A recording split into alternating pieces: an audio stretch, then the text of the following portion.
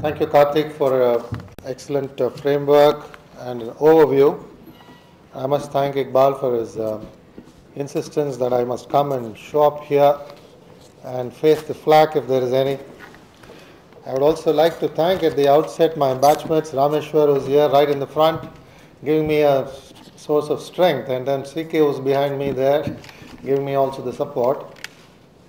As already Karthik has dwelt at length on this program, I don't think I need to go into the basics except just mentioning that thanks to the Deworm, the world, that we started looking at this more intensely. Though we already have the filariasis program under which we are also doing the albendazole, but still looking at the local level, every bit of an irritant to the child to go to a school, we thought we must address it. Whether it is 5% or 10% or 50%, it doesn't matter, as long as a child is allowed to go to school, because there is an eagerness to learn. Every child loves to go to school. Half the time it's because the irrelevance of the curriculum that the child doesn't go. Sometimes it's also because we don't allow children to play in the schools, because we don't have schools with good playgrounds. Sometimes we also have children with empty tummies, so that's why they don't go to school. So various reasons are there, and I can't speak more about education with Dr. Karthik here on the days. But nevertheless, every irritant which is coming in the way of the child going to school, I think we must address as government officials, and that's how we seized upon this opportunity and started looking at deworming.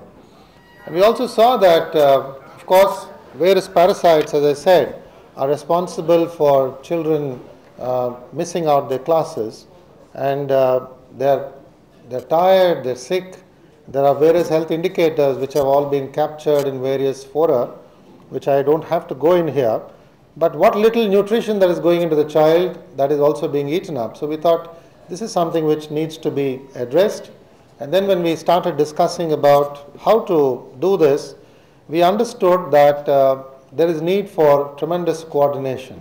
And what Karthik said, that this program can be easily given up by the health department, saying, it is the problem of the school education that they have to see about attendance. And then the health fellows will say that whoever comes to my dispensaries, I'll take care of them, but I can't go running after the schools. With a great deal of persuasion, I think immunization program has really come to stay in the government of Andhra Pradesh. But something like deworming, it was a problem, and even getting everybody together for the meetings used to be a real problem. And then we also thought that, as Karthik has already covered, how it is much more economical, and we also saw from the previous case studies how economical it is for the relief to go to the school rather than the children home where we go after and giving this medicine. And that is how the school-based deworming we recognized as a significant contributor. And this beautiful calendar which was given by Iqbal captures beautifully the Millennium Development Goals. And I was glad to see the first month is for deworming and the last one also is for deworming. So I was very happy about that. Now this is the typical age group that we focused upon, the 6 to 14 years of age. And in phase 1, which we did with a lot of, we had a number of problems which came up in the way. I don't have to go into all the details for the 15 minutes of presentation. So I'm just telling you that we thought about an MOU, and thanks to Anusha who is here and Leslie, that this MOU was drafted where everybody's role was very clearly defined. For example, if DW was bringing the medicine, then what is the role of the Department of Medicine, medical department? What is the responsibility of school education? Because suddenly the Secretary of School Education, good friend of mine, would say, look, LV, we don't know how to deal with all these medicines. So you don't give us the responsibility of medicine. So somebody has to do the drug trials and see whether the potency is what is written there. So things like this. So we brought all the nitty-gritty of the role in this MOU, and then it took a while for us to send it around to the school education department, to the Sarva Siksha Abhiyan, which is now the lead in playing the lead role in literacy activity, and then the Director of Health. Ultimately, this State School Health Coordination Committee, which has come into being, and I was jokingly saying that we must call this as a Leslie Committee, because every time that she would come there, she would insist that we must have a committee, otherwise Mr. Subramanyam will run into a lot of difficulties. So we had this committee, and this committee really played a key role. And in phase 1, over 2 million school-age children were dewormed across 22,000 schools, and this is not a mean achievement.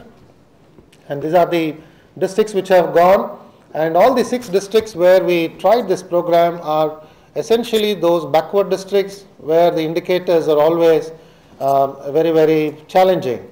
Like Anantapur district, it's on the southernmost part of the state, next to Karnataka state. Then Mahbub Nagar, where I had a chance to work as the district magistrate, Nalgonda, Nellore, Prakasham and Vijayanagaram, each one of them are sufficiently backward, and that's how we chose upon these districts, and with the involvement of the district collectors, involvement of the district educational officers, we saw to it that these entire school children have been targeted reasonably successfully. And based on this, now we are looking at the other districts, and we hope, and this was the tableau which was displayed on the 15th of August, where said India was free in 1947, and of course there we said, let us see that the children are free from worms in 2009, and we hope by 2010 at least that we would keep the children free from worms. That is a small, quick presentation. Thank you, ladies and gentlemen.